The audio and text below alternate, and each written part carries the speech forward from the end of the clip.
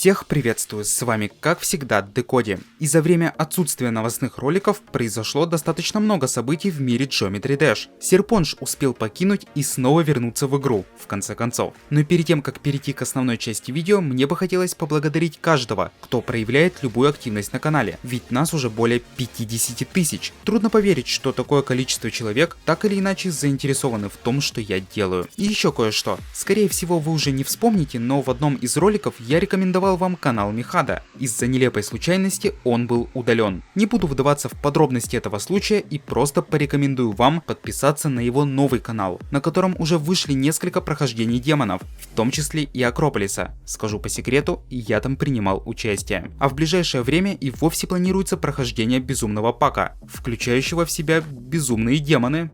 В первую очередь, я думаю, стоит рассказать про тренер, который создал Бодя с канала Бодя Play. Всем известно, что в игре существует огромное множество модификаций, хаков, байпасов, но все они создаются и выкладываются в общий доступ по отдельности, из-за чего пользоваться ими, мягко говоря, неудобно. Тренер призван решить эту проблему, и я вам могу точно сказать, он ее решил. В нем есть все необходимое, включая байпас, снимающий ограничения FPS, все нужные хаки для редактора, хак на копирование любого уровня и многое другое. Также имеется уникальная модификация, при включении которой игрок начинает изменять цвет на рандомный. Пускай она и не имеет никакого практического применения, но для прохождений, которые я использую в роликах разговорного формата, вполне сойдет. Кто-то это сочтет за рекламу. Но нет, она уже была. Я пользуюсь этим тренером и даже принимал участие в разработке и тестировании. Хотя предлагать идеи не разрабатывать тренер. В любом случае, это очень удобная и полезная штука, как для простых игроков,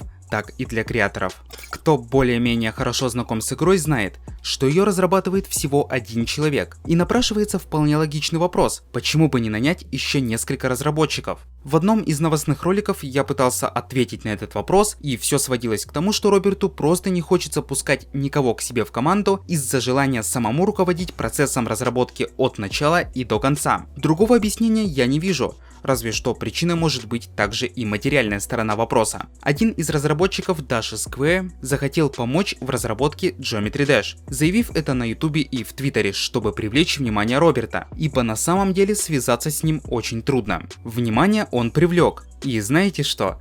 Получил отказ. При этом причина не была названа. Кто знает, может, если бы Роберт набрал к себе в команду разработчиков, обновления выходили быстрее. Но были бы они такими, какие есть сейчас, сказать трудно. Раз уж речь пошла об обновлении, то давайте разберем последние комментарии Роберта. Выход обновления 2.2 значительно задерживается, но оно будет довольно большим. Также около недели назад возникли проблемы с серверами, которые через несколько часов были исправлены. Об этом, кстати, было уведомлено и в твиттере разработчика, из-за чего некоторые сочли это за подготовку к обновлению. Но, как и всегда, падение серверов и уведомление об этом в твиттере или в комментариях под каким-нибудь уровнем еще ничего не говорит. На удивление, это все, что могло быть хоть немного интересно. Напомню, что с момента выхода предыдущего обновления прошло уже 1,5 года, и очень хотелось бы, чтобы оно вышло в ближайшие 3 месяца. Мне очень хорошо известно отношение некоторых игроков к одному из популярнейших креаторов Вибрино, но как бы то ни было, его недавний стрим, где он проходил реквесты, не является чем-то плохим. Наоборот, для определенной категории игроков, а именно для креаторов, он был очень даже полезен. Еще бы почаще он их проводил. А что будет, если скопировать уровень с приватного сервера, загрузить его на оригинальный и получить звезды? Можно, наверное, радоваться им и ни о чем не думать. Но как бы не так. Игрок с ником Франк смог провернуть описанную мною схему и даже получить звезды. Казалось бы, все отлично, никто ничего не сможет узнать. И тут Rivals, так этот уровень назывался, удаляется. Причем это был точно не тот, кто его скопировал, так как после 1000 загрузок удалить уровень уже нельзя. То есть, делаем вывод, что Роберт при наличии нужной информации вполне может удалить творение любого креатора. Но не только удалить, но и еще изменить имя уровня. The раз от Итхидарки неоднократно привлекал мое внимание, и не только мое, ведь уровень, имея такое название, на удивление оказался довольно хорошим и, что самое главное, полноценным. Вопрос об оценке вставал постоянно, оценят или не оценят. Сначала я его прошел на одном из стримов, потом Дараме, после чего он и вовсе был оценен. Но уже с измененным названием, в котором, сами знаете кто, был заменен на Дарке. Все Все-таки Роберт в курсе о всех особенностях русского языка.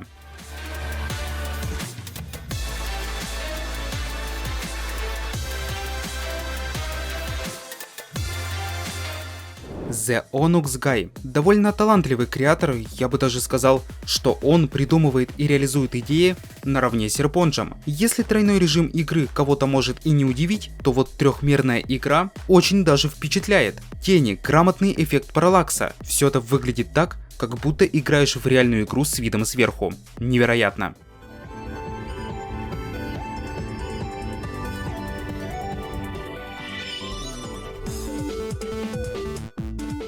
Легендарный экстремальный демон Destruction of God. Думаете, это я его так назвал? Нет, его так назвал Дарами, который и верифицировал этот русский мега-коллаб. Длиной около 3 минут, с эпичным боссом. Он просто не мог быть не оценен. Конечно, есть несбалансированные моменты и части, которые на фоне других выглядят слабовато, но в целом демон является крайне эпичным. Только вот эпик он не получил.